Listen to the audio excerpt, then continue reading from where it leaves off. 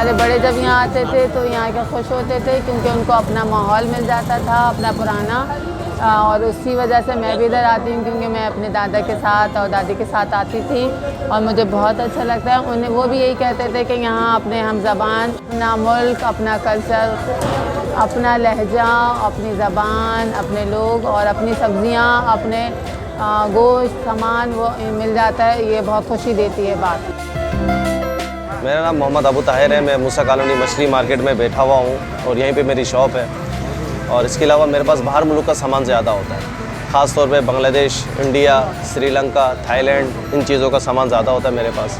और ये सामान तकरीबन घूम कर आ रहा है। ख़ास तौर पे बांग्लादेश का सामान, चूँकि पाबंदी है, डायरेक्ट आना जाना है नहीं, बांग्लादेश का फ़्लाइट है नहीं, तो कभी ये दुबई से घूम कर आते हैं, कभी श्रीलंका से घूम कर आ रहे हैं, कभी थाईलैंड से घूम कर आ रहे हैं।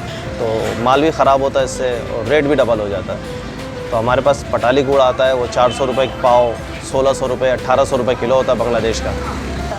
ये बांग्लादेश का चावल है, ये 1200 रुपये किलो बिक रहा है। और इसके अलावा मिर्च वगैरह भी होता है, बम्बई मिर्च है बांग्लादेश का। और इसमें जो खारी मछली है ये ख़ास तौर पर मेमन और बलोच इस्तेमाल करते हैं। इसमें कांटा भी नहीं है, खाल भी नहीं है, सिर्फ गोश्त है ये। इससे मेमन लोग डोगरा बनाते हैं, इसका दाल में डालते हैं इसको तोड़ के।